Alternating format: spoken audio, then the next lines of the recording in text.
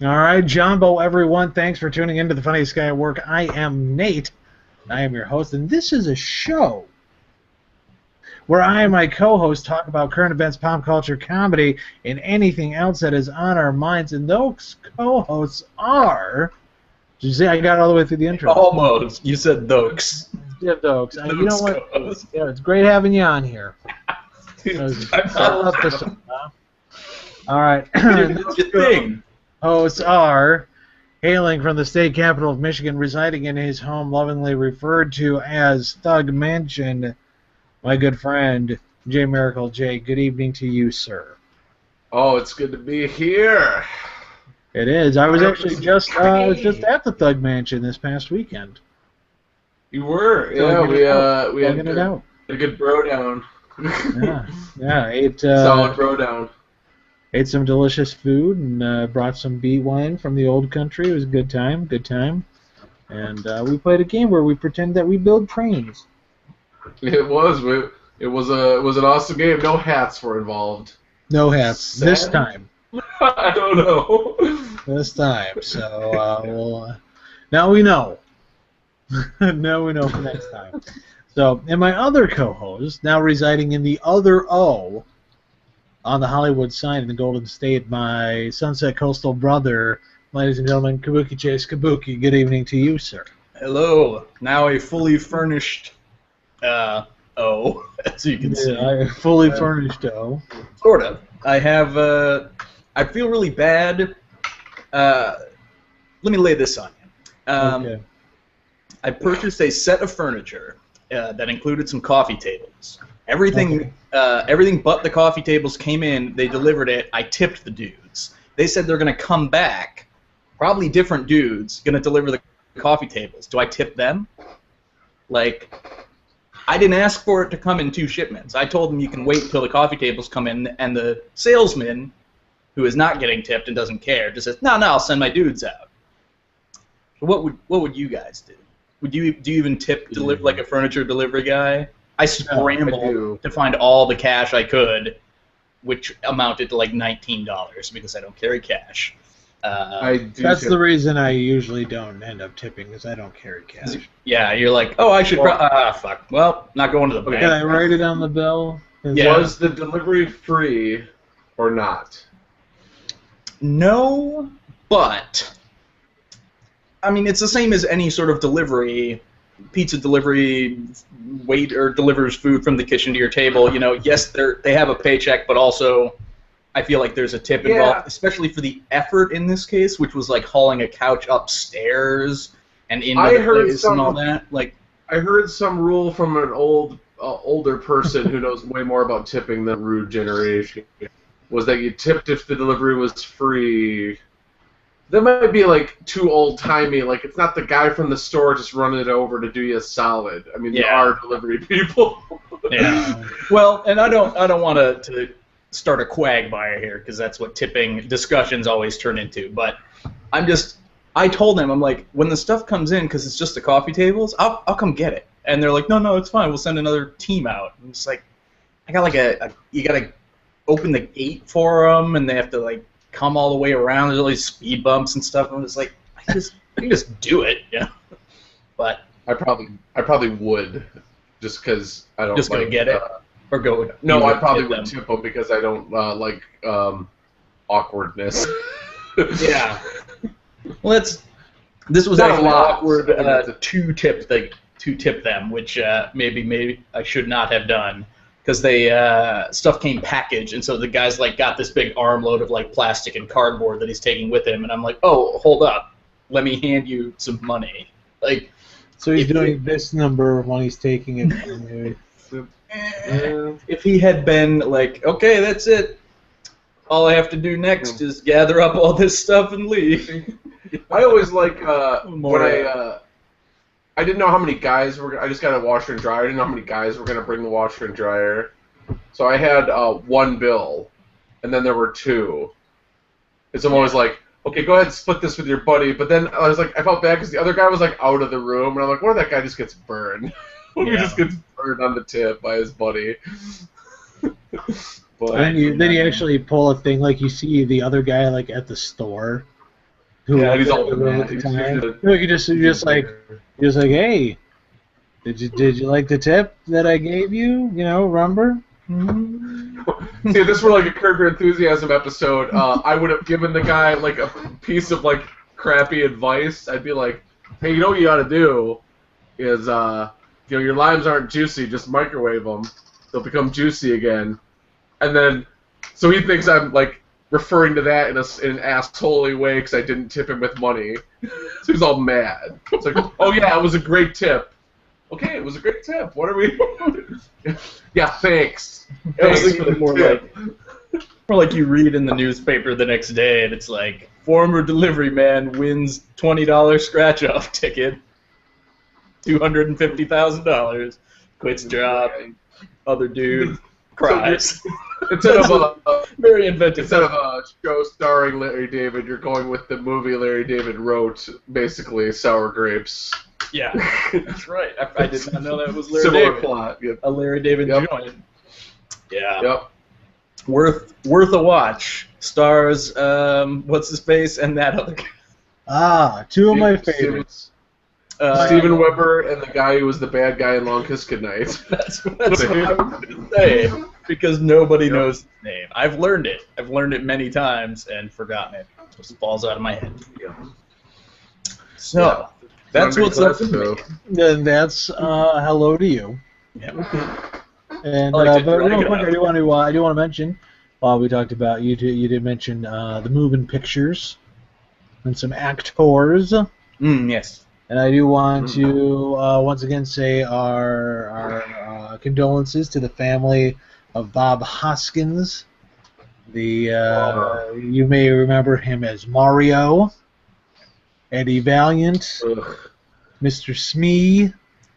He'd like you not to remember him as Mario. Yeah. That was actually his dying wish. Yeah. Yep. He also, he was also in that movie where he received a heart transplant from a black guy, and he was playing a racist, and so then they, can't remember what it's called. was it a farce or a drama? No, it was kind of like a thing where it was a light comedy because he couldn't handle it. Because the ghost of the black guy was following him around all the time. Okay. And so he's just like, hey. A crucial element missing from the story, because the rest of it's a like, ghost movie. Yeah. it could be like, White Man's Burden or something, where it's like, he has to reconcile. Well, I don't believe in spoilers. Oh, I see. Yep. But he was also Khrushchev in Enemy at the Gates, which is a dope-ass movie about he played- Russian snipers. Yeah, like 3 different dictators. Yeah, he played Khrushchev and like Mussolini or something. And Noriega. Noriega, maybe not Mussolini. I might have been thinking of Noriega when I said that, but Churchill? I don't know. but he also was not really a dictator. not a dictator. He was a dictator of England for that one time.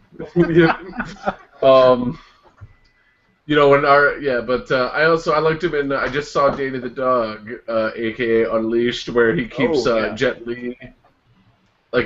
He raises up Jet Li. It never explains how Jet Li learns kung fu. But basically, Bob Hoskins takes him in as a kid, and he treats him like a dog, and he treats him like an attack dog. He trains him to every time he takes off the collar, it's kill people. Or at least beat the fuck out of them. Flip out and kill people. Somehow Jet Li learned awesome kung fu. That's not explained. How Bob Hoskins, a short, pudgy Englishman, apparently also got him the best martial arts training at some point.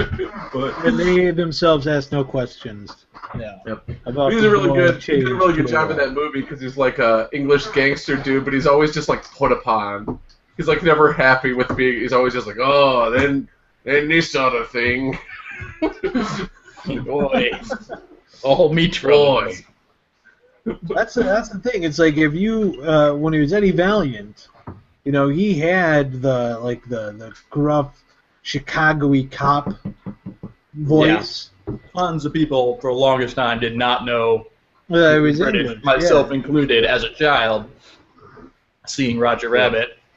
If somebody had told me that guy's British, I'd be like, no, he's not. Listen to him. British people can't do our accents. We can only do theirs. We don't have accents. You don't sound like no British. Yep. Talk British to my kids. That's good he got rid of his British accent for that role. Cured himself. He had to take those pills you take to lose your British accent for a while. Yeah, Brititol. Yeah. Brititol. But yeah, no, it's a sad sad day. He's a good actor. I also really enjoyed how he hated Super Mario Brothers to watch, because he gave that interview where he's like, "What's the worst decision you ever made? Super Mario Brothers." What's the worst experience you've ever had on the job? Super Mario Brothers. What's one thing you'd change about the past if you could? I wouldn't do Super Mario Brothers. Was it his interview? There was something I was just reading where somebody was like super unabashed about something. They're like, what made you decide to take this role? And it's like, the money. And they're like, well, no, but like, what sort of challenges did you face? How did they convince you to come out of retirement for this role? And it's like they gave me a bunch of money. I think it was Richard Dreyfuss talking about I don't know if it's that, but when he came out of retirement. There was some like a cracked article or something. But anyway, Or like what was it? Dennis Hopper. When he was Bowser. Oh, yeah. Super Mario Brothers, and there's the urban myth that says when he made Super Mario Brothers, his son said, "Dad, why did you make this movie? It's so bad." And he's like, "So you could have shoes." And his son replied, "I don't need shoes that badly." Nice. That is a great story if true. When I was thinking of the famous where Michael Caine says, "Well, I haven't seen Jaws 4, but I've seen the house it built me, and it's lovely." Is Michael Caine Mr. Wayne? Is he in the room right now? That's the Christopher Walken his ass, which I can't do. If you need one Michael Caine thing, it's from The Dark Knight. Did he something like you won't give up on me, Alfred? Never. Yeah. That's how I get into my Michael Caine zone. Mr. Wayne. Never. Last time I did my Michael Caine, I got yelled at by Miracle for combining two superhero universes. I don't remember that offhand. That's where I was like, with great power comes great responsibility. Oh, yeah. Some of us, Dwayne. Just want to watch the world burn. You can't. Sometimes Those two quotes don't go together. Sometimes mechanical men just want to watch the world burn. Boy. So that leads in great to what I wanted to say real quick before we get to today's topic, if we ever do. I think about superheroes. I think about Michael Caine, Bob Hoskins, Super Mario Brothers. I'm thinking about merchandising. Also, I watched Spaceballs again.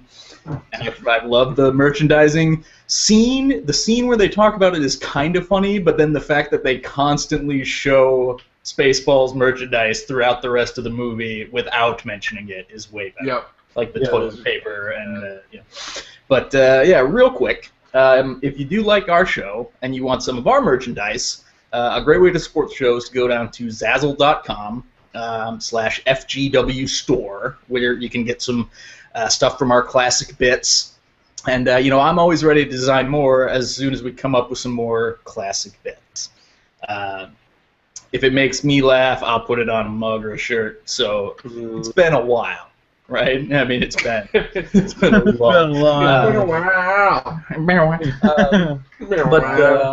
So that's a great way to financially support the show, but otherwise we love it when you guys like us on Facebook, even more so when you share on Facebook, because that passes it on to the next person.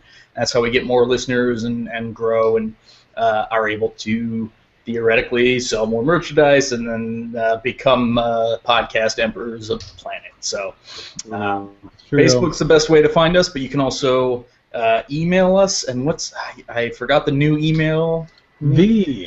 FGW Podcast The FGW. at gmail.com.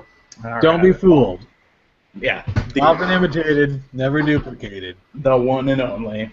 And I'm wondering if, because it's at FGW Podcast is Twitter, correct?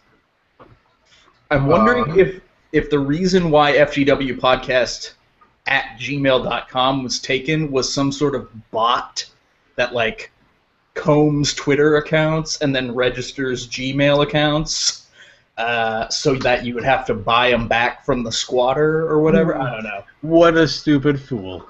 It just seems like we ain't buying nothing. We're not audio doing hosting. you are barking up the wrong tree.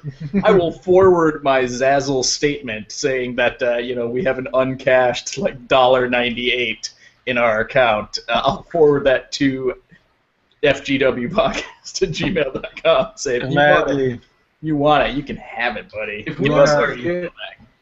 If we get all three of us in the same physical location, I say we take our Zazzle winning. We go buy exactly as much Taco Bell as our Zazzle profits will let us buy, and have ourselves a little soiree. Just live outside the bun for one night. Live Moss. Oh, that's right. Yeah, I combined the current apparent slogan. Summon, Mr. Wayne. So sharp, play with a ruby the size of a tangerine. I don't think that exists, by the way. I don't know. Maybe they do. This wouldn't that make you like? Couldn't you like buy your own like passenger jet and shit if you had a ruby? That I mean like. So then we took them and we got all fabulously wealthy, but then I blew it all gambling. That's just why I had to be a goddamn butler.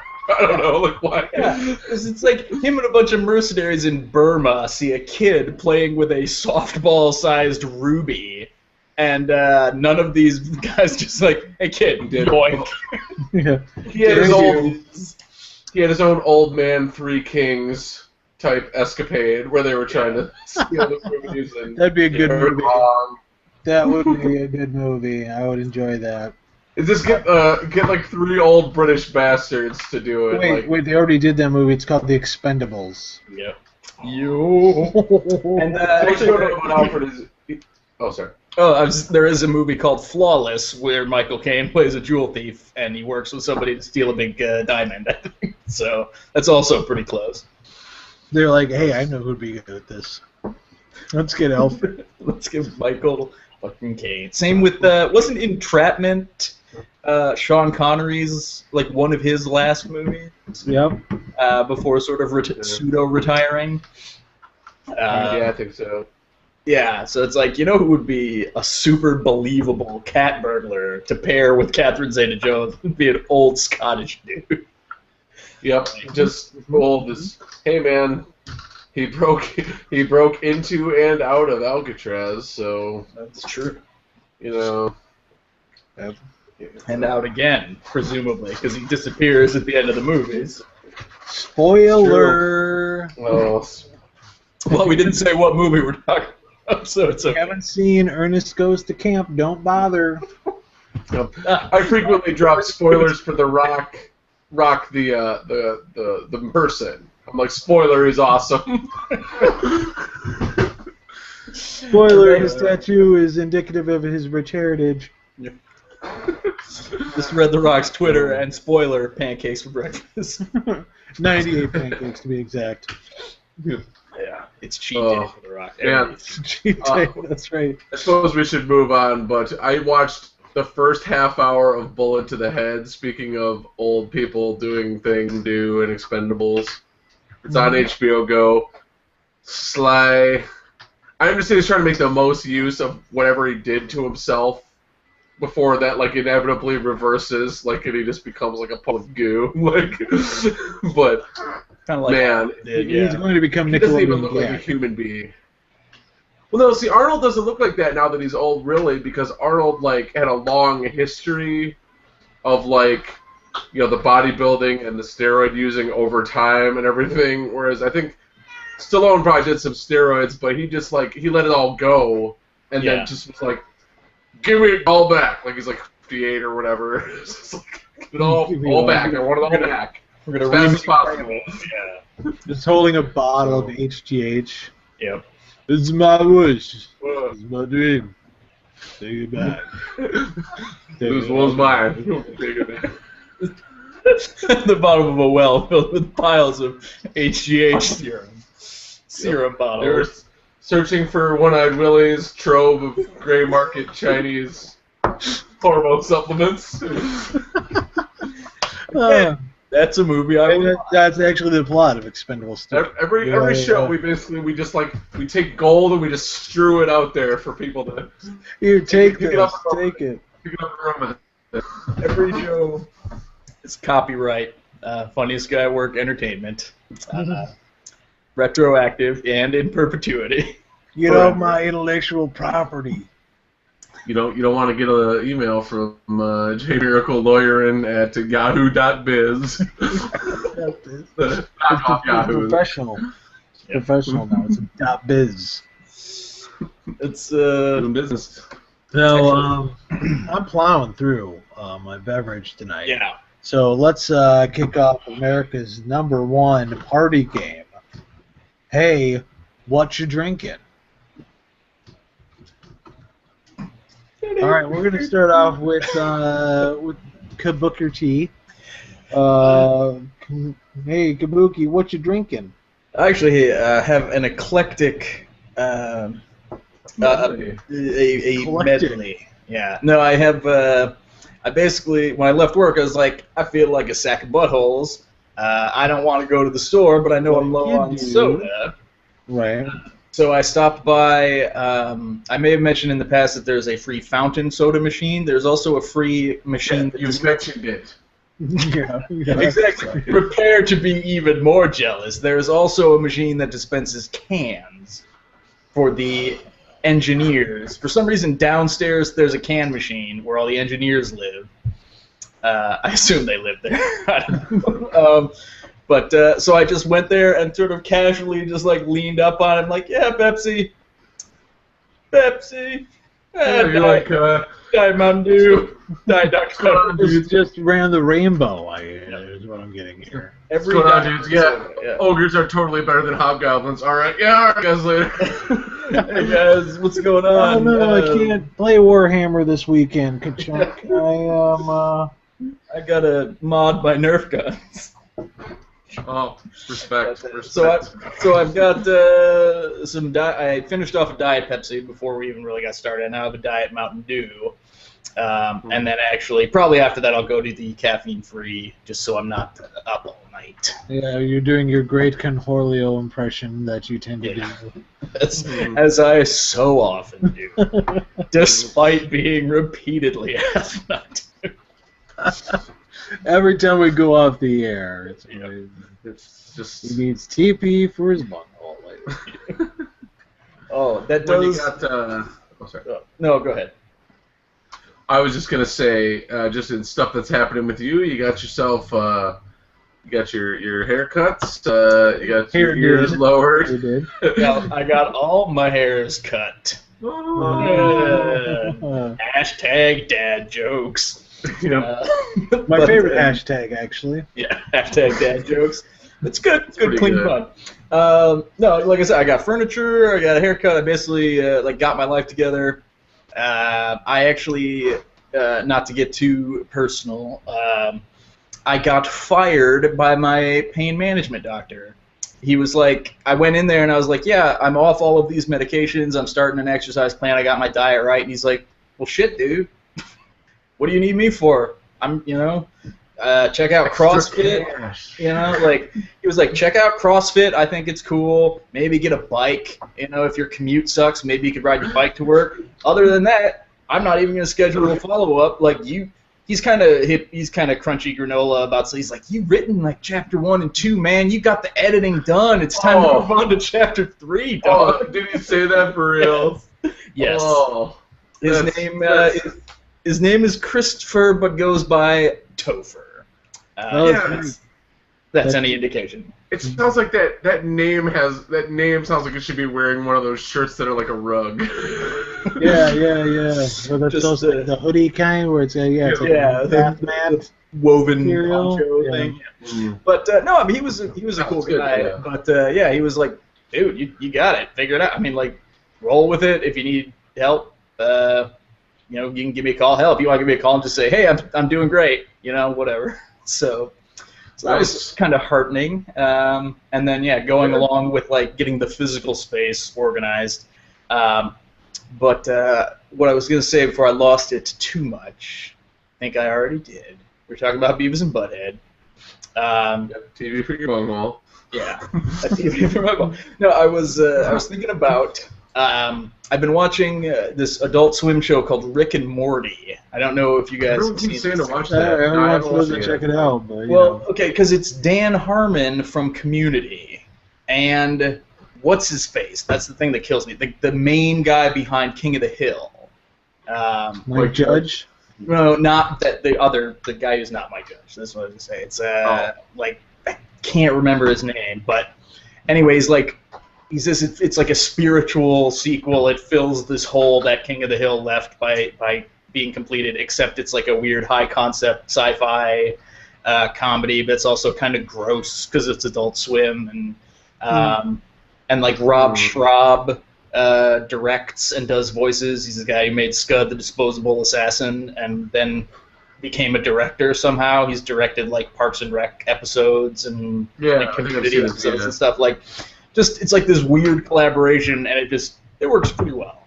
I was told to skip the pilot because they hadn't really hammered down everyone's mannerisms, and the guy could be kind of grating, and it like puts people off. But I don't skip no pilot. Yeah. I watch that shit, man. That's the stuff that got greenlit. Yeah, I don't judge it just by them. I'll give it another episode. Yeah. More like just don't watch the pilot. I mean, nah, I watch it. Yeah. I'm not gonna not watch the first episode. It's not that. But so anyway, that's what I'm. Excuse me. That's what I'm drinking. That's my little Rick and Morty impression right there, where because Rick the grandpa is constantly drunk and just like burping and like dribbling out of his mouth all the time. Just like, hey, why don't you just burp? Just leave me alone. Nice, like how I'm gonna be in 2 weeks' time. Well, so on that note. I'm going to go to Nate. So, it's a switcheroo. And ask Nate what you drink. All right. Yeah, well, thank you, Kabuki, for throwing to me. Officially take the stage. This just in. Have you seen this? Have you heard of this? No, I'm drinking grape Kool-Aid water enhancer this week. There it is, man. Doesn't look like much. We all got our hydration game right. You know? Gotta come correct with that, man. You gotta come correct with it. Everybody knows it. Now, I got a chance during the recent visit, even though I'm on, even though I took the, I don't want to say took the pledge, because that's like offensive to like people who are actually recover. But I tried a sip of the beet wine because I had to know. Yep. And it came in two types. Yep. There was ladies beet wine and man's beet wine. Yep. There was the kind. There was the sipping kind and the quick chugging kind. We tried the quick chugging kind first because it goes down real smooth. It's like water. And then the second kind, the darker kind. I'll put some air in here. And the thing is, I only got that first sip. When you always tell about beet wine, you're always like, after the first sip, you just can pretty much drink it. So I only took the first sip. So I'm like, that's interesting. I'm dying. I drink a lot of it. My wife's been drinking the rest that you left. She enjoyed it. Good. So. Not leaving any for you. My mom makes the beet wine. It's a recipe from the old company. She'll be the old company because I'm factory generated. The old country, and she'll be very happy to hear that other people enjoy it. So yeah, It's a little bit carbonated. That's what a lot of people don't know. Behind the scenes, it's a little bit carbonated. There's a little bit carbonation to it. That's what I was gonna say. Actually, is I was interested in trying that kind of thing and maybe making a hard root beer, like people make an actual root brew that they leave to ferment, and it carbonates and gets a little bit sarsaparilla, a little bit of bite, but it's not really booze. But then if you just let it go, it turns into like root beer schnapps, kind of. I don't know. Well, so the beauty of that is if you mess it up, and it gets real bitter. If you want it to have a store brand root beer taste, is you can add a little bit of peppermint schnapps, because what they often do is they use wintergreen and peppermint in your cheaper root beers to mask the bitterness of the root that they use in their root beer. Yeah. So you have a safety zone there. Yeah. So I'm sure that there are I'm sure if you go into Pinterest, you're like booze root beer, you'll have a plethora of choices.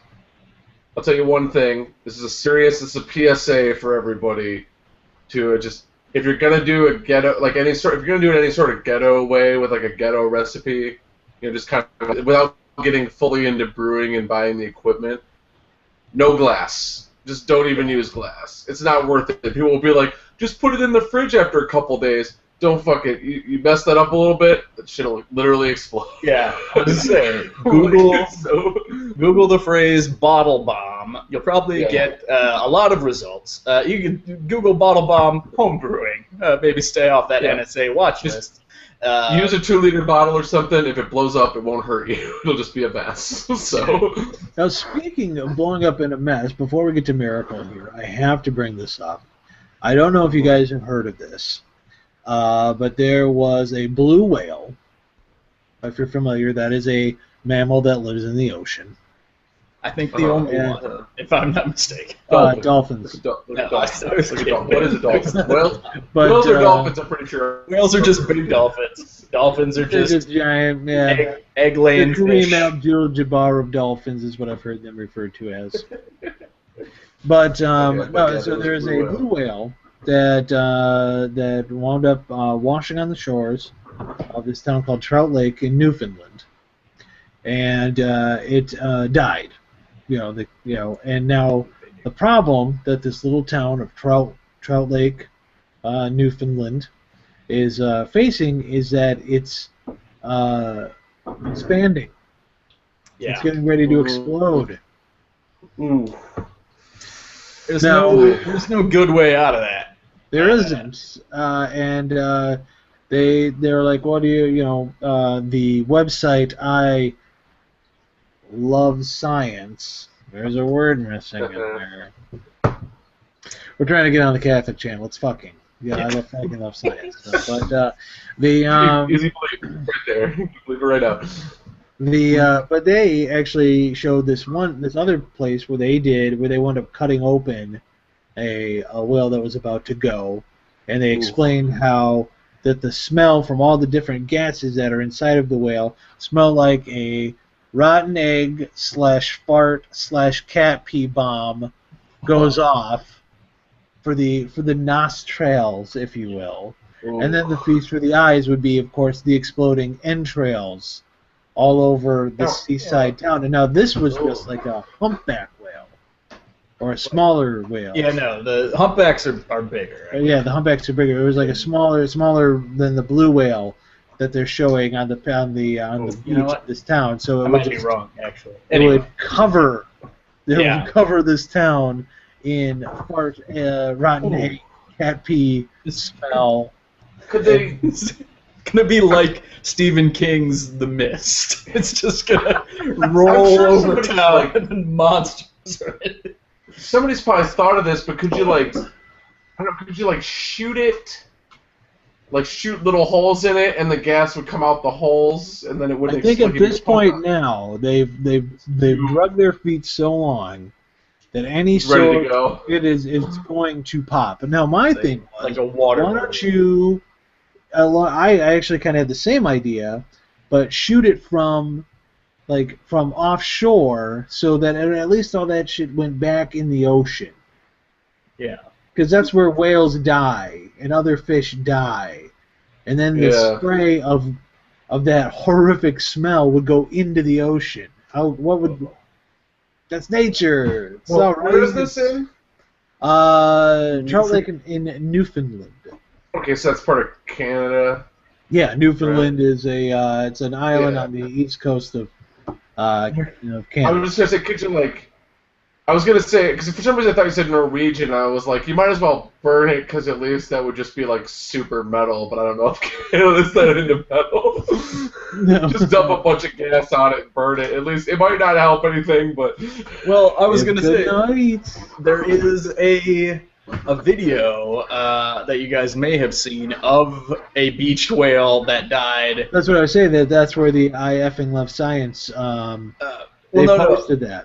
No, this is not one where they punctured it, but there was one where before it became an issue, they decided to blow it up with dynamite. I don't know if you've seen that. Nay. Jay has to be. He has actually been disgusted. But no, there's this. It's from like the 70s or the early 80s or something. It's like grainy video footage.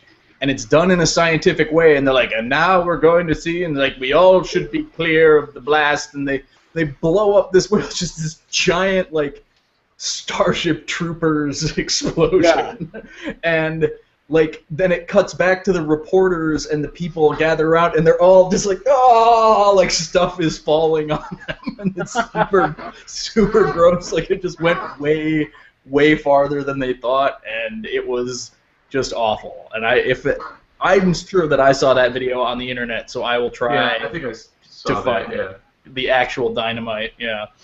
But yeah, it's either way, it's a bad scene for it. Yeah, it is.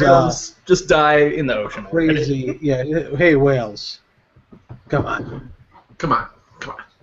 Oh, well, I went to open up a note, and I found all the show notes from last week where I made no explainer links, except for Ghost Shark. Oh yeah, we hit that. But, we'll get a couple of them. So that's what I'm drinking. Nice. Grape Kool-Aid water enhancer. So Miracle. I think we're all wondering. Unbated breath. What you drinking? See, if I could throw to myself, I would have been like, speaking of gases building up in guts and possibly exploding. I took a little trip to the far east side of Lansing. Miracles time. Bum, bum, bum. Oh man. Sorry. No, I wasn't actually commenting on that. I just got an email from Zazzle that says, now until midnight, 50% off pillows. So if you guys are watching live and you want yourself an FGW pillow, go get it. Let's say you just bought yourself a new couch and you need a throw pillow. I should just do every one of the designs on a 1 foot square throw pillow. It's like, this is my hey, what you drinking pillow. I'm gonna squeeze. All right, so Jay has been to the far east side. Has been to the Oriental Market. I did. So, and I got a couple things. I don't know if that's cool or not. Around here, there's called. One, yeah. Oh, sorry. Well, there's one that's called the Oriental Market, so you can call it that. That's the only reason why. I'm actually not sure this one is. We better put the kibosh on that. It might be the Asian market, but this is Diet Meyer soda that I'm just like clearing the mug for. That's what I actually. This is the sorbet, if you will. Okay, so I got a little nosh and a little drink. For drink, I got this thing. It's called Carabao Energy Drink. It has a steer skull on the cover, on the front. The skull has a bird. This is a bird. This is a red bird in the middle of the skull. Is it a red bird, or is it like a bird-shaped hole showing the red background through it? It's the same color as the red background. It's true. I have. Oh, quick story. All that Panther energy drink is all on the closeout clearance rack now when I went back there. Oh. They're discontinuing Panther energy drink. Probably because it tasted like canned diarrhea. It tasted like a panther. So I got that, and then I got a third item. I don't know if you're going to be able to see this, but this is ultra spicy peas. Oh. Those are chili peppers. The guy asked me if I was sure I wanted to get these. Yikes. So those are like wasabi peas are a thing, right? But it looks like it has flecks of dried chili mixed in as well. This has spice red chili, whatever that is, Chinese red pepper.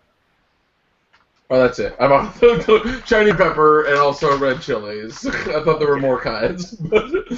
So I thought this would be. I want like a big old.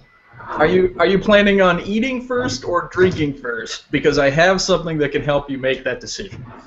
What's that? If you want. I was gonna say this because when we talk about games later, but I have an app here that is called the Universe Splitter, and what it does, you put in 2 possible choices. In this case, you eat first or you drink first, and then you hit a button, and it literally communicates with a device that launches a photon, which has, Heisenberg's uncertainty principle could either be a wave or a particle, and then it is observed, and it collapses the waveform and says, it's this. It's one or the other.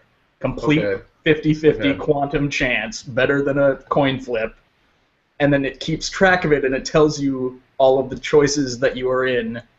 Like, in your universe, you made this choice, and then this choice, and then this choice. Oh, like as you go along, continually. Yeah, so in this case, it would split the universe into a scenario in which you eat the peas first, and then have a drink, or where you drink the drink first, and then I'm interested. Now, inevitably, we'll come into conflict with this other dark timeline at some point.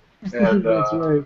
I'll be dead in that universe, but they'll need me. You guys will need me to have a goatee. Yeah, and everything will be darker. Everything will be darker background. We'll have to open the wormhole. I have also never used this, so I don't know how well it works. I love the Dark Universe in DS9 because they made Major Kira into some weird bi-dominatrix. Is that what you would have been if you were? Okay. Sorry. Whoa.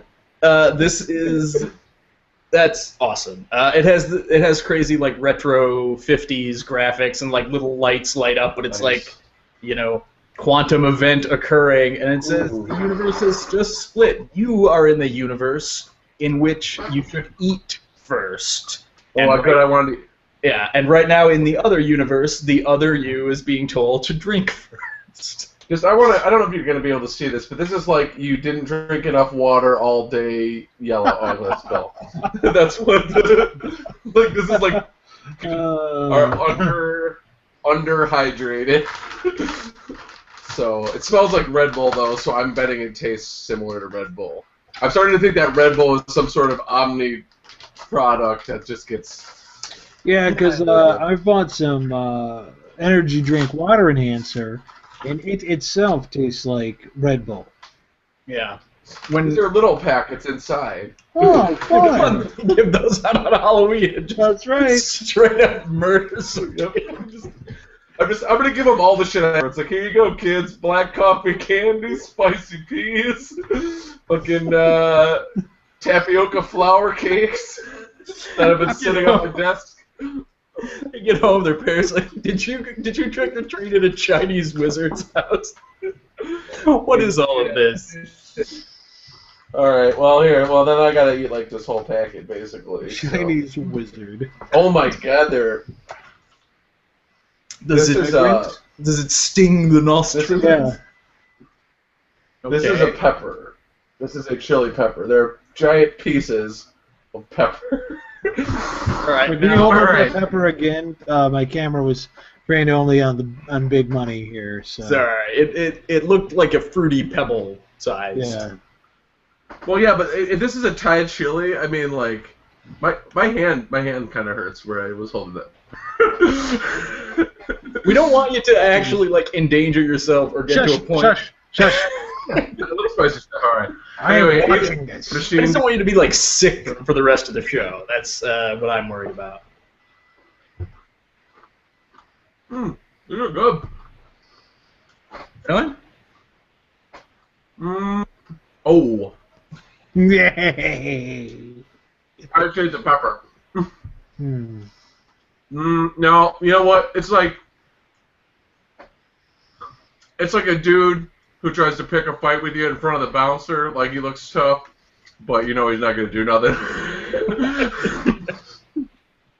That wasn't that bad. It's spicy. They're good. I need more though. Woo! All right. This guy might weigh a little bit. Why do we wait in the parking lot there? Ooh. Woo! That's I'll wake you up in the morning. slow I'm gonna wake burn. up with that. Yeah. Yeah, kind of.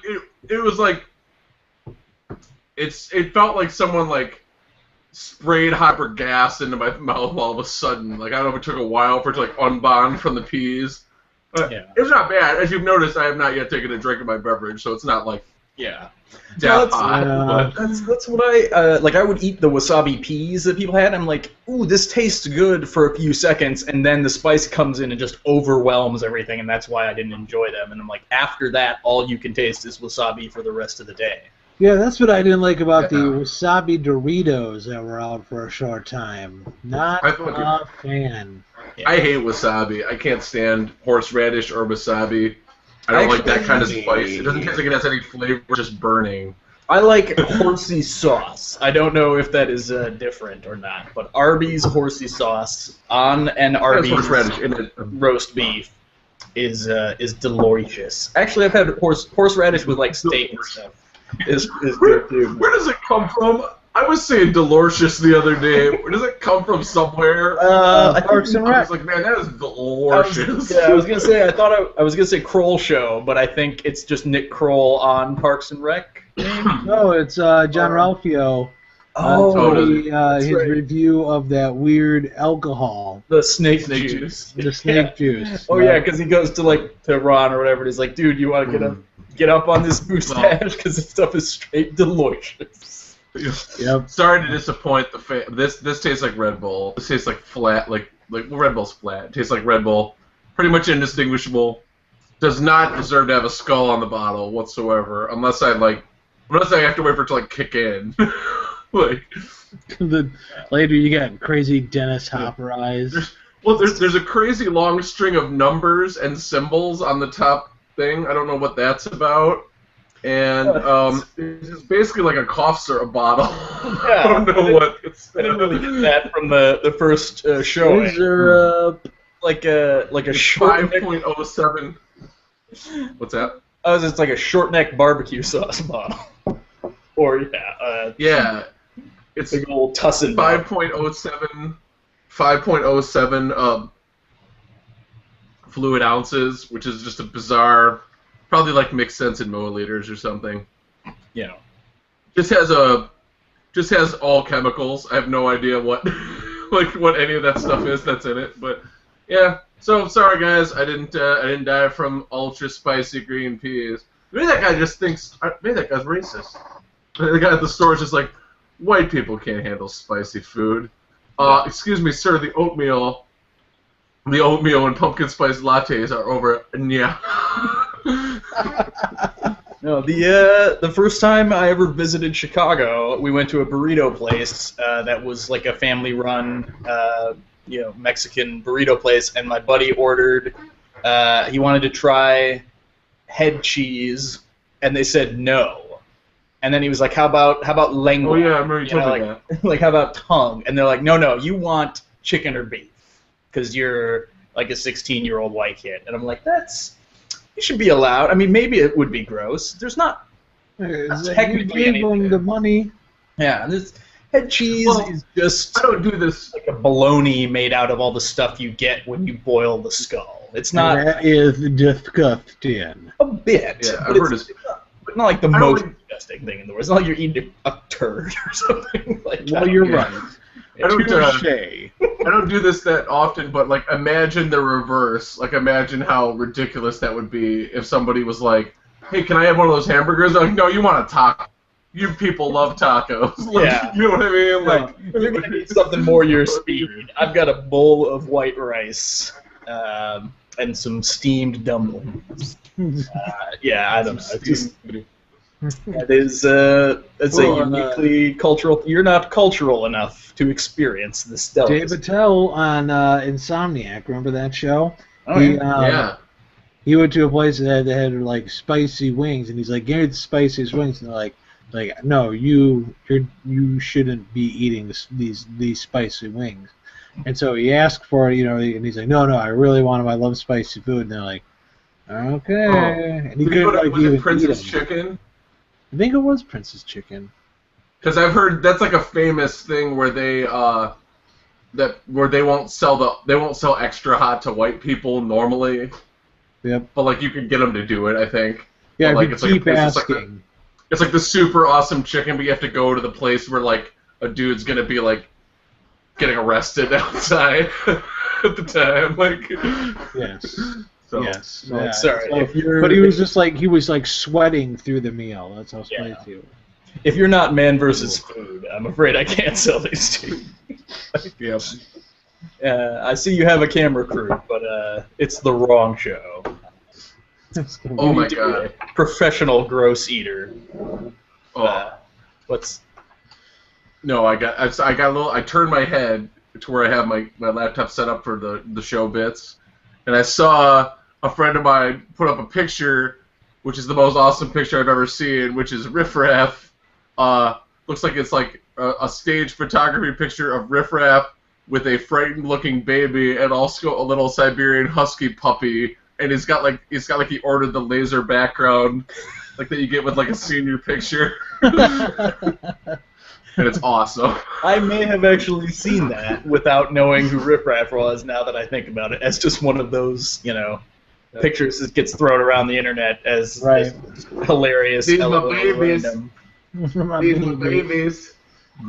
No. This is the only picture of me not drinking cough syrup in existence, and also the only picture of me wearing sleeves. It's like sleeves. Not I a- also don't like sleeves, so that's one more thing I have in common. Arm prisons, as you Yep, call arm them. cages. Yep. I have the right to bear arms.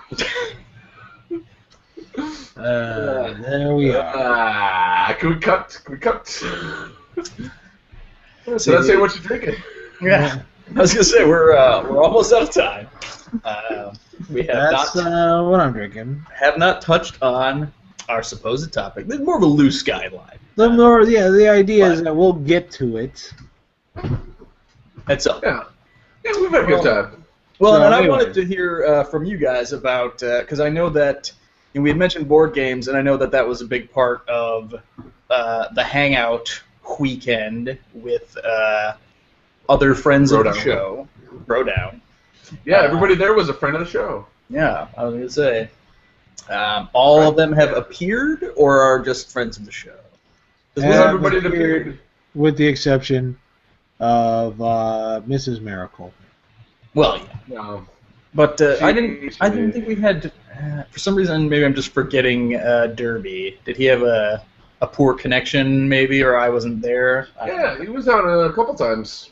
Well, twice, Yep, right? Wasn't twice. it? Just once. Two time. I think the second time, I think you were. No, I think maybe you were gone, and we got him. Yeah. I As don't know. a, Yeah, he's a replacement. Okay. Anyway, so you guys were all broing out. I saw some pictures. You guys playing Ticket to Ride, which I have only ever played digitally. It seems like it would be kind of a pain in the ass to play IRL because you're stacking all these little pieces. Not really. It wasn't that hard.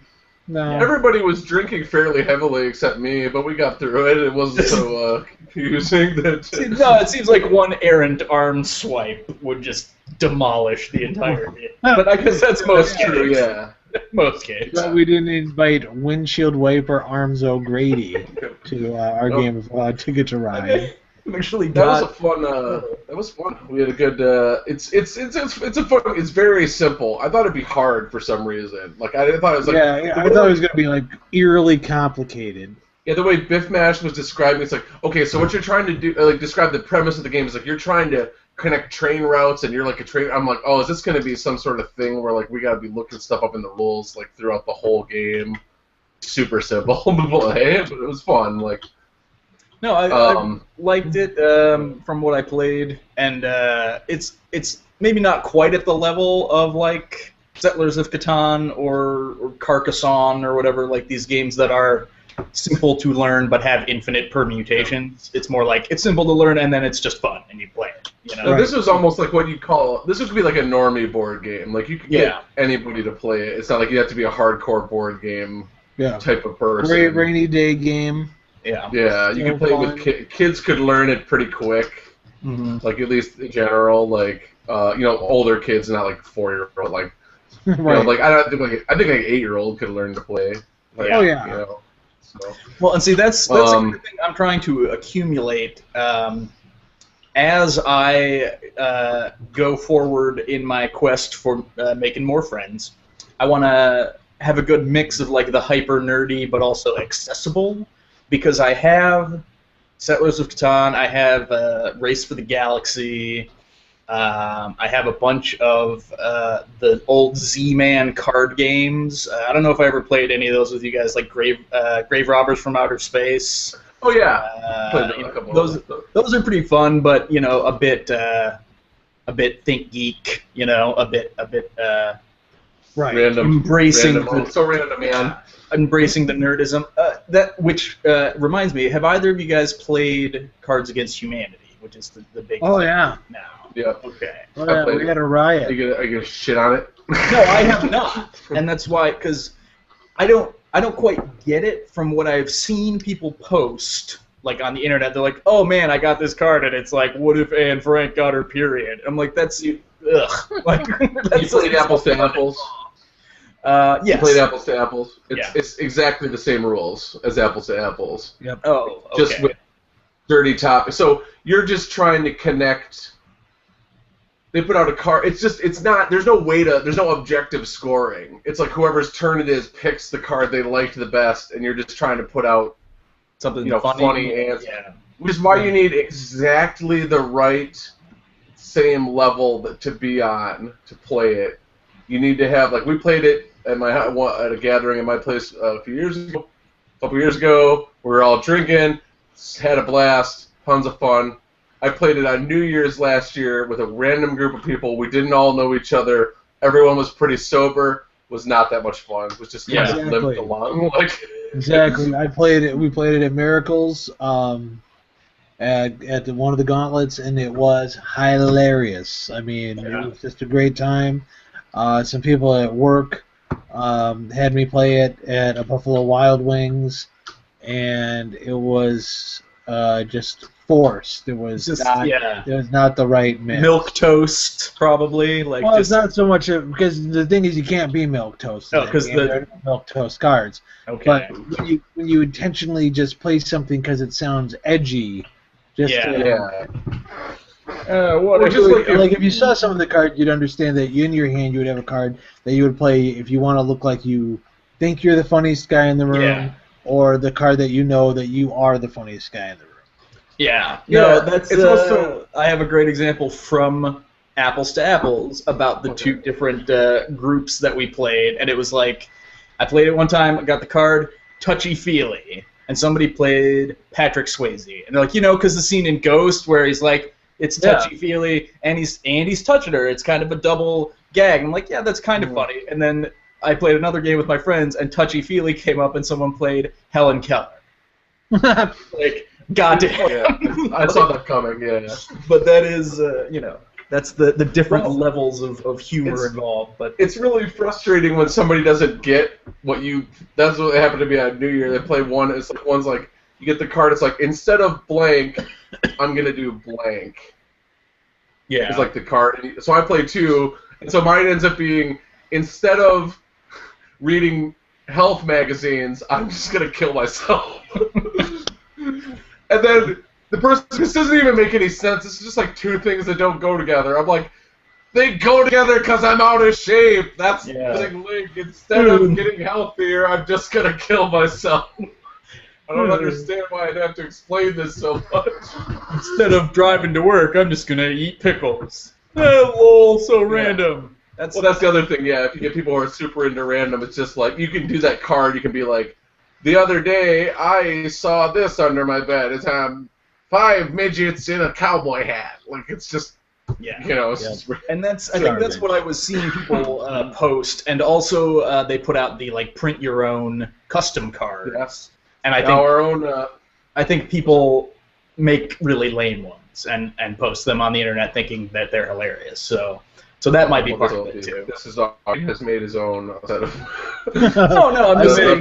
Mine are wrestling themed. Yeah, I liked them. I thought they're good. BuzzFeed. No, that's good. It's I'm just saying. It's like, I think my initial negative impression was colored by the fringe of the fan base, like the people who are like, oh, you know, it would be hilarious is RoboCop riding a unicorn. No, that is awesome. Bad example. Oh, you lost another one.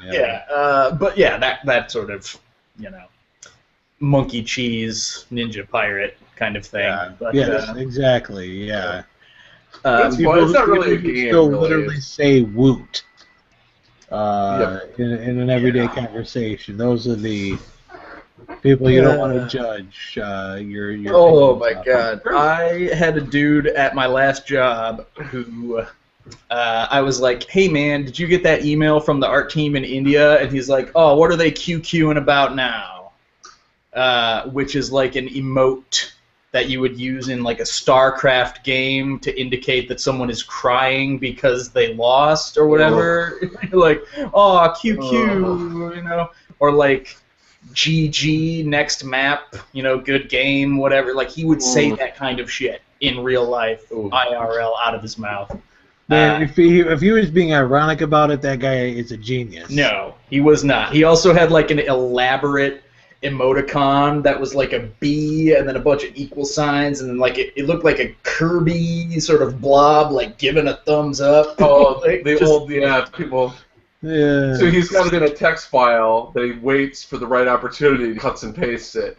Or he just fucking hammers it out every time. But I think that's a better scenario. Yeah. I like that one, but From memory. I remember I asked a dude on Facebook how he made a TM sign so I could use it comedy, and then I had a dude that was a friend of mine. I don't know if he watches the show, but he had a pretty good thing where he's like, copy and paste that and save it to a text file labeled next level.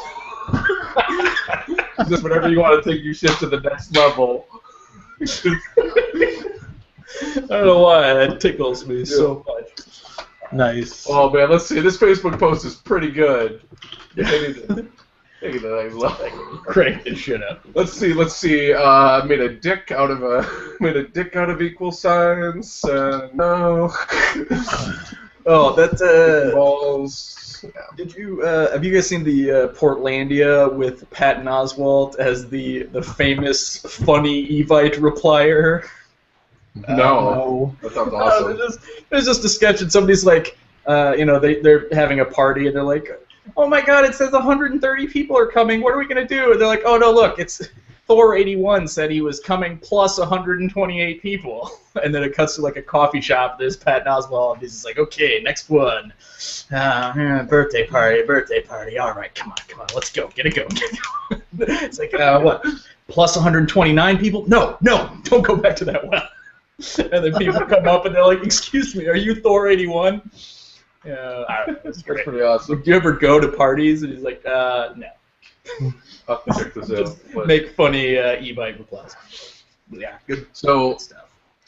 Dude, here's a board game you could get for people, though. Yeah. I wanted to bring this up. It's a pretty commonly accessible, everyday board game. Everyone's going to do it. It's called Public Assistance. It's a board game I found quickly while searching for racist board games. Like you do. And not for the show. So what it is it's a game. I'm trying to get description. All you know about it at this point. It's a game. It's like a. Oh, it is. I read about it. It's like the game of life, but you have the working track and the welfare track. Oh, goodness. And the goal is basically to get on the welfare track, because when you do, you get to take money from the working people, and everything's great. It's called Welfare Benefit and Working Person's Burden. Oh, and, I had a really good description of it. I can't. But you try to see the person who plays the who wins the most money after taxes wins, but you don't pay any taxes when you're on public assistance. I mean, it was an Amazon review. They had a more in-depth thing about the game, but it's still just They had paper baby cards because you get the paper baby card. You have an illegitimate child. Where did you they had the baby, and then I wanted to get this, but this is the other part about the game. It's out of print. It's on sale for Amazon for $200. Yikes! They're selling for $200. The game came out in 1980. Yeah, feels like something you could make yourself. That's actually what I wanted to talk about with board games. Is do you have, or do you still have more about public assistance? Well, I did have my one thing, which was my main point. Is what I love about this game is just real quick. It's okay. It's just so weird to me to picture sitting around. Let's say you're super right wing. You got a bunch of right wing buddies, and you get together, decide to play this game, in your own house. Are you just giggling about? Oh man, guys, we're sticking it to people right now. We're sticking it to those lefties. All right, play the, and then it just probably gets boring, but you committed to doing it because it'd be so hilarious. You're right. Oh, so I get another baby, and then one dude's real competitive, so he's I'm going on welfare, and he's well, dude, you can't go on welfare. It's no, that's how I win this game.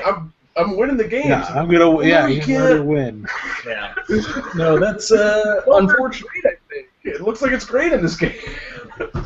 That's actually an unfortunate side effect. Not the racism, but of the aforementioned Z-Man games, the sort of wacky, Grave Robbers from Outer Space is this card game that combines a bunch of horror and sci-fi elements in a campy Buffy the Vampire Slayer kind of way, and the flavor text is usually hilarious. And so it's I'm going to play, you're attacked by the hook-handed man in the car parked on Lover's Lane, and then he's oh, but my grizzled old preacher shows up with his cross that's also a stake, and it's it's funny. Yeah. But then after you played it a couple times, you're just I'm going to go hockey mask killer with the chainsaw, and he's got dynamite. And they're at the hollow, the hallowed ground outside the church. I don't know, it's it just becomes dull, and it's not as hilarious every time. So it becomes it's still a fun game, but public assistance sounds like public assistance is. Yeah. Still a fun fun game. Well, the last two is they make sure I found the rules. In the official rules, the person is called an able-bodied welfare recipient. Because one thing they wanted to make sure was that they weren't. Apparently, they just were so worried that they'd be shitting on disabled people, and we're no, we want to be racist and classist, but not ableist. That's too far. Yeah. We want to have. I'm just going to assume all the art was super not racist. I'm assuming, because I'm saying they don't have. There's not race in the rules. Let's be fair. I'm not saying literally. I'm just assuming. Honestly, that there's a bunch of racism in the game. It's not Django Unchained, the home version. That would be dope as hell. That'd be pretty dope. God, there's a lot of rules. There's errata. It sounds when may an able-bodied player play the lottery? What if you're playing the lottery while this is just legit game beefs with the rules. Why has anyone played this game that much? So my question is, I have a union job But then I roll my third illegitimate child, which triggers the. Like, it's just, are you playing the game for real? I love this game. Do I lose my anchor baby bonus if my food stamp card doesn't come up within 5 turns? Like, you what? can't. Which one is the Hollywood kid? Well, you were saying though, Nate. I didn't mean to interrupt to continue on about my one thing I had. Yeah. Oh, it's Real what I quick like about board games. Yeah, like you have your classic board games, like the ones I mentioned in today's liner notes. You know, games like Sorry, Clue, Mousetrap, even. 13 Dead End Drive. 13 Dead End Drive. My favorite, before. as far as board games go, though, I really enjoy the flavor of the week board games. That like Milton Bradley or Parker Brothers, they have like a set board where it's like almost like a figure 8, and all the spaces. There's nothing indicative to the characters. It's always like lose a turn, go back 3 spaces, and you basically have a start and a finish, and you have like chintzy cardboard guys of the it's like you can either be blue Scooby, red Scooby, yellow Scooby, or green Scooby. Like you punch him out of a card and put him in the little plastic foot holder. And that's it. It can literally be any cartoon. It could be like, like, oh, I'm playing the Magic Rubik's Cube game. Yeah. The idea is you get from start to finish using this spinner. Oh, really? What game are you testing over there? Oh, I'm testing Pac-Man, the cartoon series.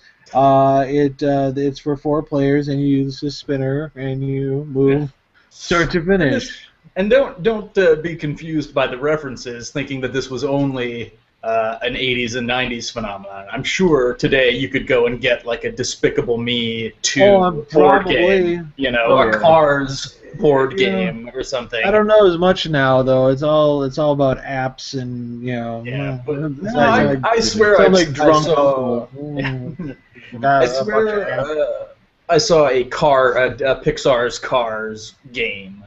They may be a bit more sophisticated now, but I think it's still that formula. And then there's always the incessant rebranding of a thing like fill in the blank Monopoly. Star Wars. Yeah, I have my oldest son Tatum. He is a Monopoly hound. Yeah. I have 4 different Monopolies in my house. Wow. It seems like fun. Yeah, I was going to say Monopoly. I like Monopoly. Monopoly falls into a category of games that I like to call friendship enders, where the only winning move is to be a huge dick to everyone else. That actually happened when we actually in the GWF back in the day, we were doing a lot of Monopoly playing, just like all the time. And one of the nights, EVB. I kind of predict his name. I'll use his wrestling name. EVB is buying. He's trying to buy houses. Like he's like, I'll buy 4 houses and then I'll buy the money for the hotel. And I was like, whoa. I was like, first of all, you can't buy 4 houses then a hotel. That's in the rules. Second of all, same turn, yeah. There's only 3 houses left. Oh, that's in the rules. Yeah, you can't. You got to demolish something. Shortage. He's like, well, what? I have the money for 4 houses, and I was like, who cares? If you had enough money for 4 2-liters at the store, but there's only 3, they're not going to give you a magic 4th 2-liter. And they were just like, well, how are we going to settle this? And I'm like, what's to settle? I am on the idea that we have 2 sides of an issue here. I want to ignore the written rules. You want to follow them. It's a quandary. We're deadlocked. But seriously, everybody just classic logic puzzle. Like I'm crazy because I don't play. Like we ain't got no house. There's no house rules. Not even the approved house rules by Monopoly. Like Monopoly money on house rules. Yeah. Without house rules is more fun because if you play the auction rule, when people land on a property, that saves the game faster because if people don't want a property, then it can be auctioned off to the other people. And with the other thing you have to wait on your turn. Even if you want, like, if you're like, I don't want the property, you still get to bid. Yeah. So you can drive it up Storage Wars style, just to screw with people. Drive it up a little bit, but then know when to back off. Yeah. Now, Tatum, he does not understand money because he is going to be 7. Yeah. And he will actually be like, let's say it's Boardwalk. I never buy Boardwalk. It's a bad investment. It's a crapshoot. But the first coin. So he's like it's like we'll start at the mortgage value of the properties usually we start with was about half, so it's like $200. And he's like, I'll pay $300. I'm like, dude, why don't you wait? Considering you want this property, see, put the feeler out, see if anybody's going to go to $250 before you march up to $300. He was always like bidding just like obscene amounts. Like I'd be like, all right, I'll bid $350. He's like $500, and I'm like, no, that's more than the property's worth. Yep. But he always wins. I'll tell you what, that kid takes he rolls the dice. He's trying to buy the pot. Yeah. He's trying to just knock I just like else the part out. of the game where your best move is to stay in jail. Just like, I'm cool. I'm chilling. Look at all that. I know people own that crap. Yeah. There's like That's 3 the other places thing I could land without going bankrupt, so fuck it. Yeah. I do like, also during the hangout that reminded me of Nate kept doing the guy who's like just super pissed off with the game. Oh, yeah. As a character. And so I call that the guy who's been playing Risk for 10 hours. Oh, is it done? Done? I don't even care. He just started doing that like 20 minutes into the game. Oh yeah, just like I was awesome not getting, game. I wasn't Awesome getting the pick. cards. Yep. I was so like, but I'm still having fun because we're all hanging out. So I'd just be like, who cares? Game's ruined. Yeah. That is the thing with Ticket to Ride is you just sometimes have to sit there and draw cards. Like if you're really trying to put one thing down. So Yeah. And we had a bit of a, I don't want to cause a controversy, but there was a shuffling breakdown. Because I'm like, finally red cards are coming out after like 19 goddamn turns, and it's like red. Oh look, there's all fucking reds. Was someone doing like a chopsies? vein of red? Maybe instead of a full shuffle. I wasn't watching. It was more like Dropsies the ball. Yeah. On, No, that's what a stretch that was. Don't even do that. Oh, it's all right. Oh no, go ahead, Jay. I was just. Oh, I don't remember what I was gonna. Oh, I just don't know. Did we ever tell the story on the show? But it's it's not super long, but on the show of when we played Mansions of Madness. We did this or no? I don't remember that, but. Real quick, all I was going to say is I once had a game pitched to me as it's like Risk, but it's more complicated and it tends to take longer, which is not a good way to You just walked away. Was this person like trying to get you on their side to vote against it? No. At the game night? That's when you get to use the great move where somebody tells you something and you give it just a long beat and then you just turn around and walk away. Yeah. Like, more complicated, okay, fine.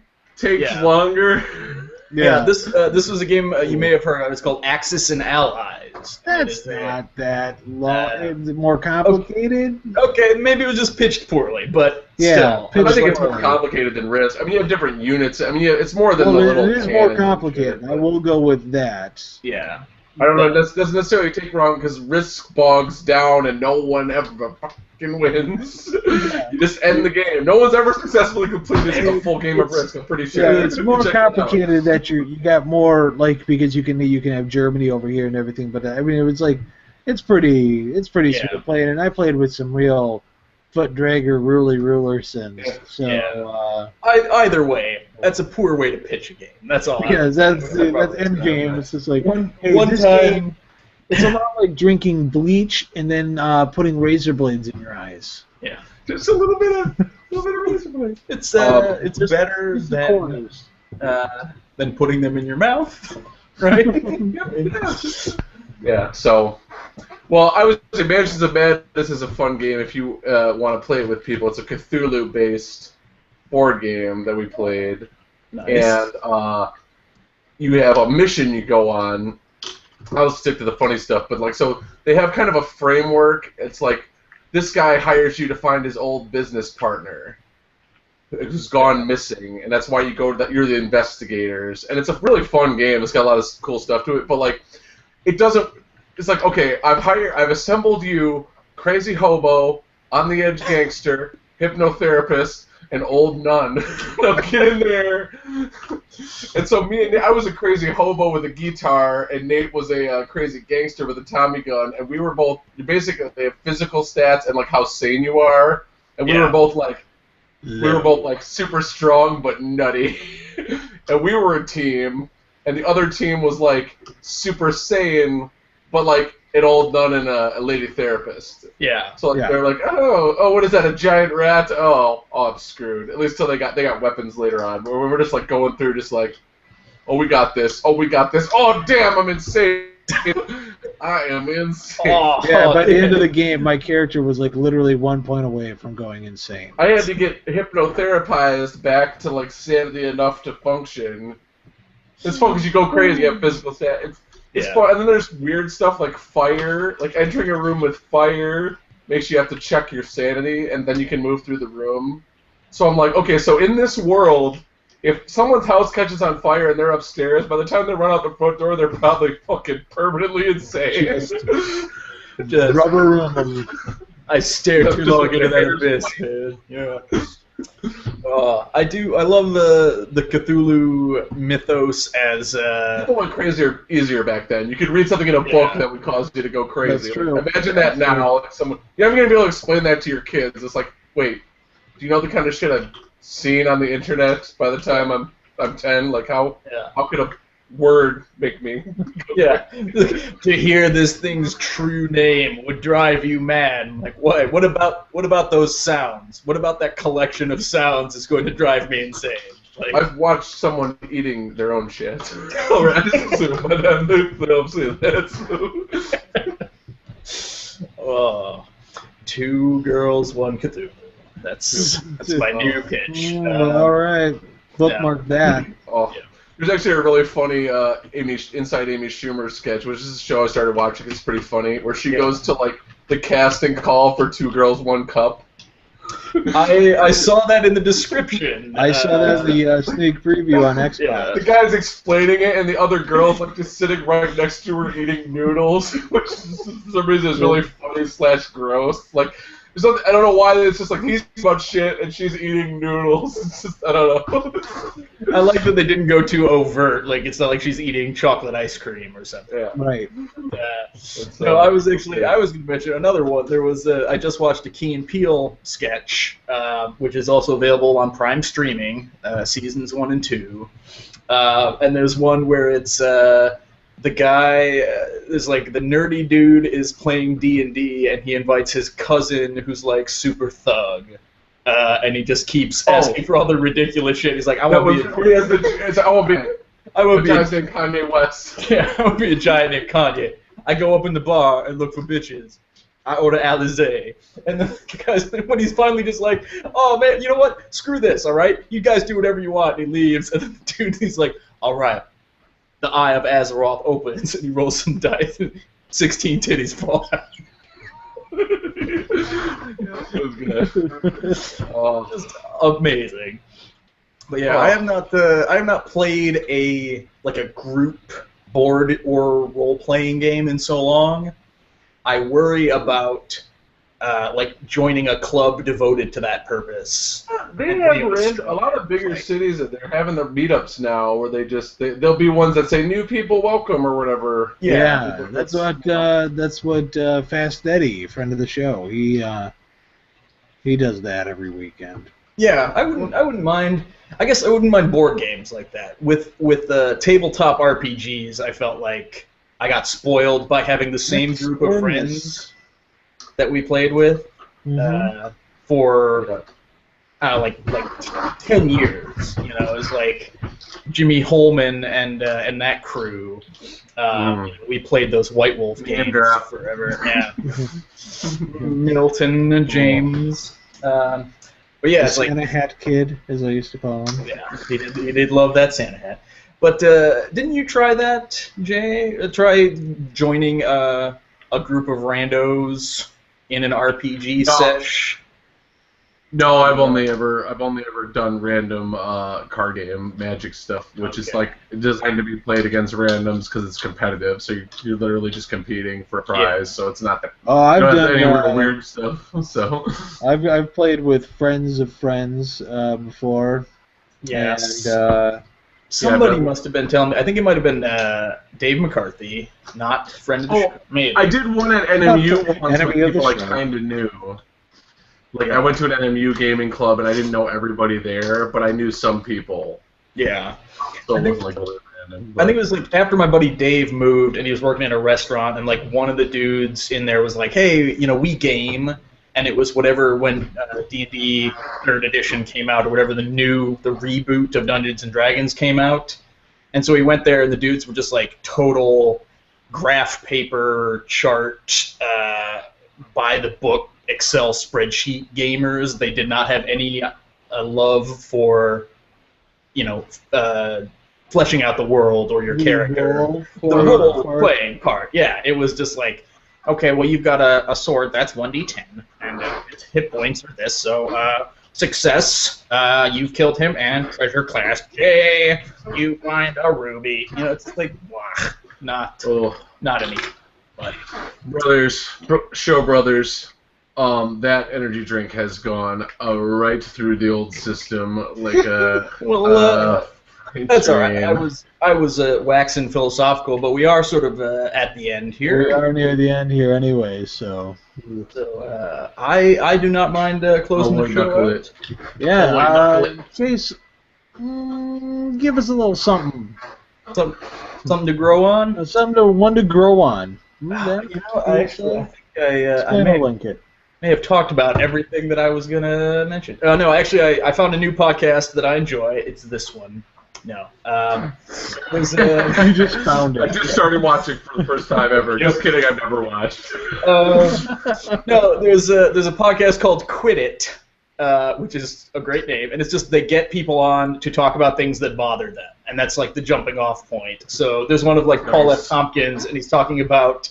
The one I listened to was Paul F. Tompkins talking about how people don't properly dispose of their gum and how annoying that is, and then it leads into bigger topics that we're talking about. But it's worth looking into. Apparently, it's yet another podcast network that they're on because I heard their ending bit was like, check out all these other shows, and so I'm probably gonna fall down that rabbit hole now. But yeah, worth checking out when you're not watching this one. I heard one similarly about where they have people on to tell a story about shitting their pants.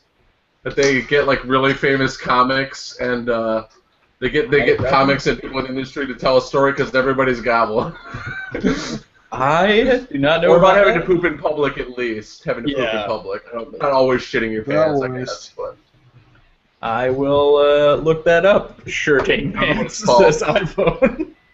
It's called Shirting Pants Podcast, according to my notes. What a piece of shit. So now, Miracle, is that what you're thinking about this week, or you got something else you want to drop on us? I just been thinking about Riff Raff. I've mentioned it on Facebook. Riff Raff is I can't decide if he's like super dumb or super smart and like a genius. I just gotta explain it like it though, because so much is his bizarre appearance, and like keep in mind, as far as I can tell, like, nobody came up with Riff Raff. I don't think like nobody grew up with him, and he just appeared. He may not even be a human being. So sort of weird hologram experiment. Yeah. Yeah. So I will post some videos possibly. It's just I don't know, man. It's crazy. Like this is the stuff I've seen already. He's in humor rap groups and serious rap groups at the same time. Because he's in Three Loco with Dirt Nasty, who is a Jewish comedian, and Andy Milonakis. Yeah. And he also does tracks with other rappers, like legit rap tracks. Yeah. So that's the thing nobody even knows. Is he a joke or not a joke? But you say his rapping is bad. Right. It's not lyric. It's not skillful. You feel like you can do it. You feel like that's what he's there for. He's for all the people who sit in their car and going, "I can do this." My kid could bust that rhyme. Does he even have money? I don't even know. Like he could live in like a studio apartment or be rich. I don't even know if he's really rich because everybody raps about being. I mean, did someone give him money at some point, or does he not even have any? I don't know. Most of those videos are in an apartment, so. There's like a Tom Haverford for Parks and Rec thing. He's like, but you're not on Twitter or Facebook? What's going on? Are you a ghost? Yeah. Something to that end. Natro, do you have a thought to take us out on? Well, I don't have a thought to take us out on, but if you do get the chance, if you do like podcasts, you can also, I am a huge wrestling fan, as it's been mentioned in the show. The Art of Wrestling with Colt Cabana. Go back. There's you can start from the beginning and really, because what's great is he interviews indie wrestlers as well. It's not all big name guys, and then he's got names that are more well known. And it's kind of an interesting look because you get to see like what they do when they're not in the ring, entertaining you, and they all have stories and interesting stuff that goes on in their lives, and so it's an interesting listen. And then also Stone Cold Steve Austin has his own podcast, which is I'm gonna check out. I've heard it is pretty awesome. Pretty phenomenal. From everybody tells me, I've been meaning to get into it, but I need to start. I was just gonna say I heard of Colt Cabana on a different like comedy podcast, and he's super insightful and funny and everything as well. He's not just like a meathead jock, you know. Right, and that's the thing. He really cares about the craft and has a lot of insight into it and everything. Oh yeah, he loves it, and I mean, like I've told before, there's like one of my favorite stories is where he and Zack Ryder are were training together, and they both collect WWE merchandise. And but he like told him where he hid these figures in the steel, and then he like his buddy called his Toys R Us. Yeah, at a Toys R Us, like a kid. Like a kid does. Like you hid him behind a bunch of stuff. So Zack Ryder's buddy calls his own dad and tells him that Zack Ryder hid this action figure set in the steel and went and bought it out from under him. like a bunch of kids, yeah. And so it's just this great thing where it's just like I go back and it's not there, and then he's like, oh yeah, I went and had my dad pick it up. And snooze you lose, bro. Snooze you lose. Woo, woo, woo. Oh, all right. Well, a lot of good stuff to check out. I think at this point we're all about to burst from our various fluids. So on that, we're at the hot 90s. So yeah, and then on that colorful note, bursting like a whale in Trout Lake, Newfoundland. All right, call back. Until next time, have a great week.